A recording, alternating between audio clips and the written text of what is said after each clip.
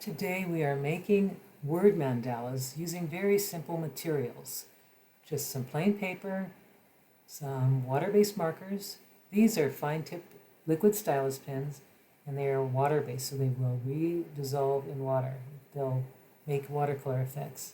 So you think of a word, and then I'm thinking of a word, and I'm going to write it slowly and mindfully.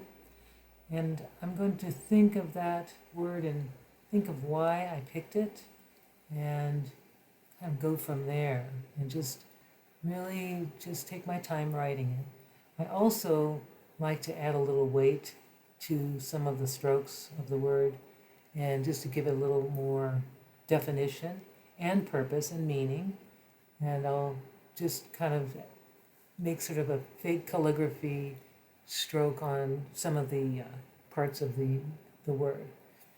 Then afterwards, I take another color and I'm going to create a scallop, kind of in a circle shape around the word. And it doesn't have to be a perfect circle by any means. It just has to be going around the word. And I try to keep those shapes sort of as uniform as I can, but I understand that I'm not trying to make a perfect circle, but I'm making a circular shape around the word going toward the word. And then I'm going to add dots. I could add lines, any shape that you desire to just kind of put a focus on the word. And then you can create shapes moving outside of that mandala. Now you can add circles, you can add leaf shapes, squares, dots, lines. And in this case, I'm going to do some leaf shapes and I'll go in between the circles. The most important thing is to take your time and repeat the same drawing over and over all the way around the circle or around the shape. And it just kind of helps you to practice and focus on the day, focus on your creativity. You can keep building outward and keep adding shapes. And you'll see here I've got one leaf shape that I started, and now I'm going back over it and creating a larger leaf shape over the first leaf shape. And it's just as it builds, this imperfectness actually becomes a really beautiful design because of the repetitive nature. And I'll just doodle around, adding circles and changing the color. I've changed from red to magenta to blue, and you can use as little or as many colors as you want. Now I also like to repeat the word over many times just to affirm the word and to make an intention for the day. So I'm writing it, and it also enhances the design. It really gives a kind of a linear look to the design. And I'll just keep building it until I am finished, until I'm feeling like it's done.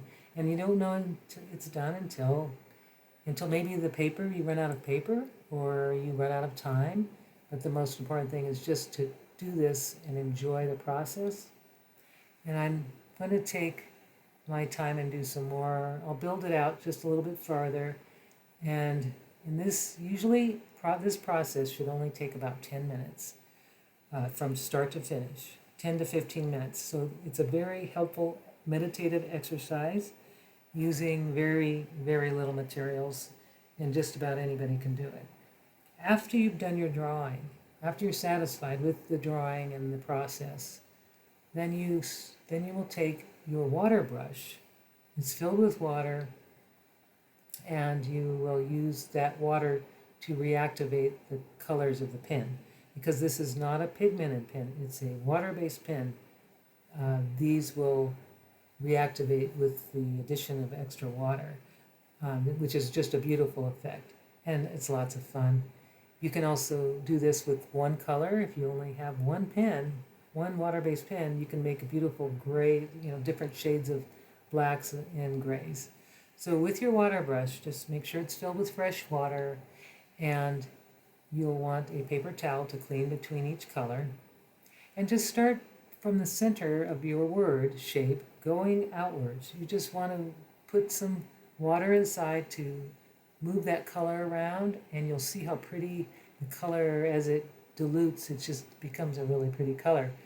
These colors will blend together. If you put one color over another, you can create new colors as well. So I've got this magenta. It's a beautiful magenta color, and the red is more of a hot pink red. And then you can combine those with greens and blues and make new colors. These leaves are actually a combination of a green line with the blue, and that creates a beautiful teal color as I go around the circle. Take your time with this process, and you don't have to worry about everything being in the perfect lines inside the lines. Just having it painterly and sort of loose is even better. When I reactivate the water in the circles, I just go inside, and it just makes them so bright and pretty. Now these are green with the magenta, and it just made a really beautiful, interesting color. With a limited palette, this actually makes for a very peaceful activity. You don't have to think about, too many colors. Just a few colors can create a beautiful design and a very meaningful activity as you go about your day and create.